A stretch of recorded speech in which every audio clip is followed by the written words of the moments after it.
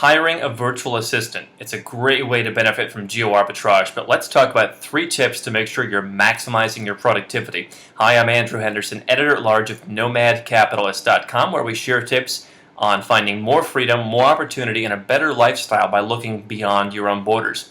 And as much as I talk about my life as a perpetual traveler and invite people to join me in living overseas, no matter where you live on Earth, hiring a virtual assistant can be a great move and allow you to benefit from lower costs overseas. So we're going to talk about 3 tips that I've gleaned over my 5 or 6 years of hiring virtual assistants remotely. Now, this video is going to cover hiring assistants from wherever you are. So if you're in the US, you have a business, or if you just want to hire someone for your own use, we're going to talk about using the internet to hire someone.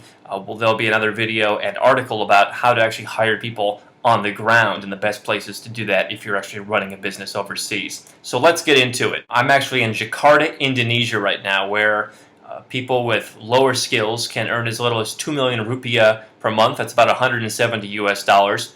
And so step 1 to finding a virtual assistant is to make sure that you are taking advantage of understanding what's really going on in the process of hiring an overseas assistant. And that is to be involved. There are a lot of companies out there, and even a few of my friends run these companies, where you can go and you can hire a virtual assistant from them at a fixed rate.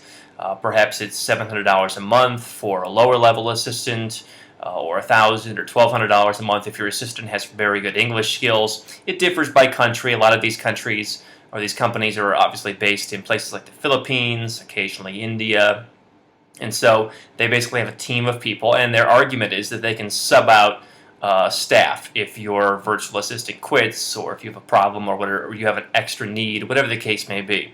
Personally, I'd rather you be involved personally with finding your virtual assistants. You can do this on websites like odesk.com, Elance. There are plenty of them out there that that aggregate people who want to be assistants, and they have any number of tasks. You can even go on websites like Fiverr and find people to do jobs for very cheap, although this video will focus on more ongoing tasks and building a relationship with your assistant. So rather than outsourcing the job of finding an assistant or having an assistant to a company who you then also need to manage, I say go on these websites, Odesk is my favorite, and find your own people. Go on, post a job, and run it as if you're hiring someone in your own office. I understand a lot of people hiring a virtual assistant. Maybe it's for your own personal use. You want someone to send your wife flowers and book your travel, or do research for you on gifts for your family, whatever. Or maybe you've got a new business and you need help and you've never hired people. But approach this as if you were hiring someone in the office. You're going to want to get a lot of applications. You're going to want to interview people. If they're overseas, typically on Skype, you do a face-to-face chat, and really get to know who is going to be the best person for you. Don't just pawn it off. Put in the time. Even if you're running a big business, I've helped guys who are making $500,000 a year with their one-man firms, and they have personally gone on and interviewed candidates the same way they would have interviewed a secretary. One reason I recommend being involved is you don't want to overpay. As much of a pain as it would be, in my opinion, to hire a bunch of $8 or $9 an hour call center workers in the United States, if you're in the US, you could find those people. So the idea of outsourcing something to have someone in the Philippines answering your phones for $8 or $9 an hour seems ridiculous when you could hire your own staff in the Philippines for maybe $3 an hour. I've hired people in India who speak very good English for as little as $1 or $1.25 an hour, and I've even hired people in the US who worked virtually for lower rates than someone would work in my own office. Now, step number 2 in finding the best virtual assistant or team of virtual assistants is understanding how employees work. I think a lot of people overlook this, and they say, hey, someone's in Philippines or they're overseas, and it's going to be so much different than it would be hiring someone where I live. Now, personally, my experience with virtual assistants started back in early 2008 when I was slowly building a company and I needed help with some clerical and research type stuff, and I couldn't beg people to come and work for me for an entry-level wage. People didn't show up for appointments, for interviews. One guy swore at me and hung up the phone when I called and asked him if he was coming in. And so I haven't had that level of problem with people overseas. The biggest problem I've had with people overseas is I paid them too little and they didn't understand the task. But that doesn't mean that you're not going to find bad employees, slow employees, people who don't pull their weight overseas, and you have to understand that. And so one rule that I put out there is when hiring a virtual assistant, make the hourly rate inversely proportional to the amount of work you give someone. So for example, I had a task once where it was basically point and click and copy and paste. I needed someone to go into Google Maps and get data for me that I could have easily purchased from a list broker, but the data I needed was very overpriced for what I was trying to do, and I could reduce my costs by actually hiring live bodies in countries like Bangladesh for I could reduce costs by about 75%. And so what I did was I went in and said, hey, I've got a very basic job. Here's what needs to be done. I got tons of applications, as is the case for a lot of lower-end jobs, internet research, basic data entry, stuff like that. You'll find that on Odesk especially. You'll get just scores of people. And when the job is very basic, you can afford to interview a lot of people because the qualification level isn't that high. And so what I did was say, listen, I'm going to give you a 1-week test at 40 hours a week. So this is what you'll do. You'll have a full week of normal income, and we'll see what you do. And so I literally went through and kept a spreadsheet of about 8 or 9 people that I hired. How much was I paying them? The range was, I think, about 40 to 75 cents an hour.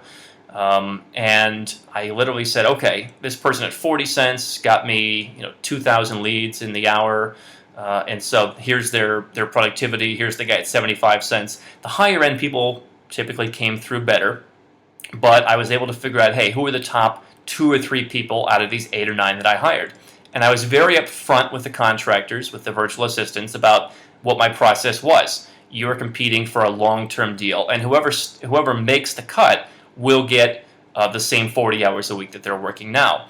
And so there were people who maybe didn't want to work that many hours, but I preferred to hire people who could put in a full-time effort because I don't want to be competing with other people, with other employers. I don't want to give someone 10 hours a week and they're doing that for 4 or 5 other people, because I found that I often get the short end of the stick. Maybe I'm not paying them enough, they don't understand my work enough, maybe they're doing it to everybody, maybe everyone's getting the short end of the stick.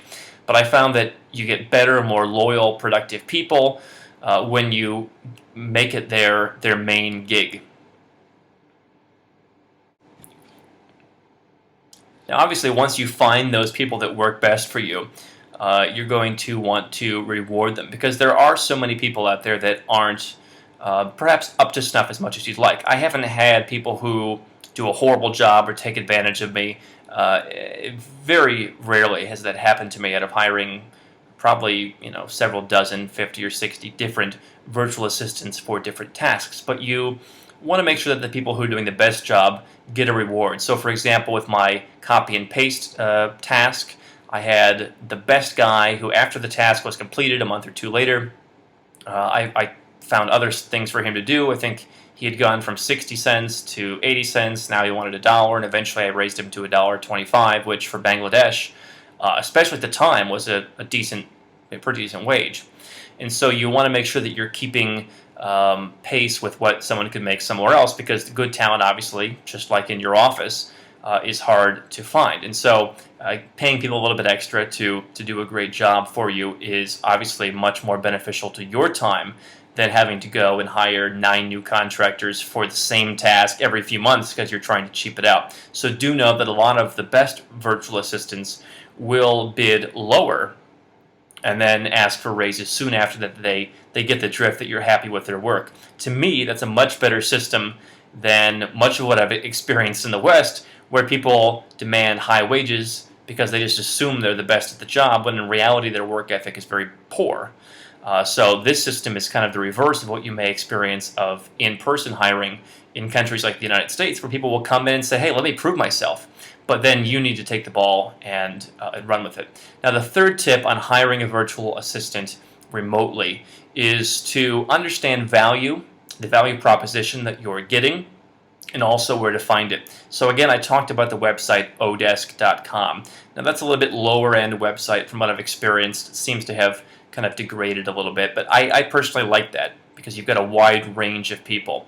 There are other sites that are more high-end, I've looked at sites like Elance, and there's a lot more US-based contractors on there doing things like WordPress or SEO or graphic design, stuff like that. I've never had a problem finding those people on Craigslist or on industry forums like on WordPress.org for WordPress developers. I personally haven't had a need to go to Elance. What I look for is I look to outsource tasks which are low end. So if I need to make lists, or if I need to do research, or if I want to make a list of 100 blogs that I want to pick through myself and contact people that I individually, and just kind of get the process rolling, then that's the kind of thing that I'm looking to send out to a virtual assistant. And so a website like Odesk works like that for me, but you have to understand what you're getting into. Obviously, the lower end the site, the more unqualified people that will apply for your higher end jobs. So while the internet research, data entry offers a lot of opportunities, you should get 100 plus applicants. There may be times when you say, hey, listen, I want someone to edit my videos and put them up on YouTube and do the annotations for me. And maybe that task for someone who's really qualified is $3 or $4 or $5 an hour. But you'll get people, from the data entry crowd who will come and will bid, a little bit above their data entry rate and hope to win on a lower rate. When in reality, all they're doing is basically saying on their profile they're qualified to do 70 different things, which they're not. They're just looking to get any job they can, and so you need to wade through those people. Obviously, the lower end the site, the more you have to wade through those people and just be ready to hit that ignore button and focus on people who, when you're looking for more specialized work, are specialized in a particular area, whether that's accounting or bookkeeping or video editing or graphic design or whatever the case may be. And so when you look at different countries around the world, it's hard to stereotype. I've had some of my best people come from Bangladesh and have above average but not perfect English, and so they could get a lot of the stuff done. Sometimes they needed some help or they were a little slow. But I found people in Bangladesh to be fantastic, and it's a great value proposition. But you have to understand, at which point you're going to say that virtual assistant, the typical virtual assistant who is from that part of the world and is $1 or less an hour typically, can't do the task. The VAs I've hired at those prices have said, hey, I can do any task. Teach me what to do. When you're paying someone $1 or less an hour, you're going to be doing a lot of teaching. If it's copy and paste, you can teach them in 15 minutes. Just have an email template, set it out to everybody. When it's, hey, I need someone to do all my video stuff, you don't want to teach. Maybe you don't even know how to do that stuff. You just know it needs to be done, so you need an expert. That's where you have to understand the value proposition, and you don't want to just hand those more complicated tasks off to someone who doesn't really know what they're doing but is willing to try. And so you look at places in South Asia like Bangladesh, like India. You've got some great people from there. I've hired people from India to do WordPress work for $3 or $4 an hour. Obviously, you could go to Eastern Europe, like Romania is a big country, on sites like Odesk, and you could hire someone from Romania to do the same task for $10 or $12 an hour. And obviously, people who are highly qualified, no matter where they are, they know that, and they'll bid accordingly, and it's up to you to decide. For me, things are a little bit in the middle. I would rarely hire a 39-cent an hour person in Bangladesh. I'd rather pay 60 or 70 cents and then bump that person up when they do a good job. I would rarely hire the $2 an hour WordPress guy, nor would I hire the $25 an hour WordPress guy in India. There's a case where you're not really getting any extra value. But when you understand the different places that you can go to and find these workers, you're really beginning to understand the value proposition that you're getting. The last thing I would suggest when it comes to hiring a virtual assistant remotely is don't think that your business is too sophisticated for this. Like I said, I have friends who run multi-million-dollar businesses who are making huge incomes as one-man shops, and they've had trouble with their American or Canadian employees or Western employees where people walk out on them and never come back, that kind of thing. And I've turned them on to virtual assistants, and they love it. And they train the people what to do, and it works great because I think we all have very basic tasks that can be outsourced. We also all have things that we should be doing, but we're not.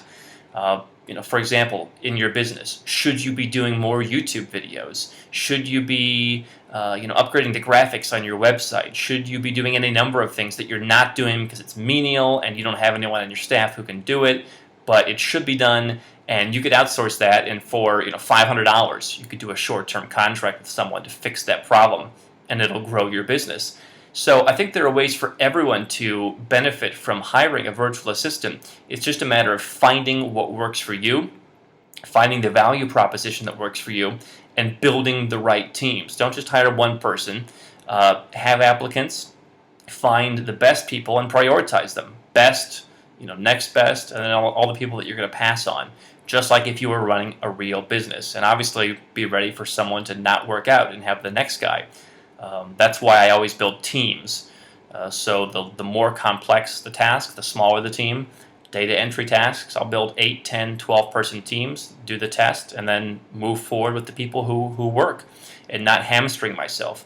So for more information on hiring virtual assistants and all of my tips on geo arbitrage and using the world as your oyster to build a better business and reduce your costs, go to nomadcapitalist.com.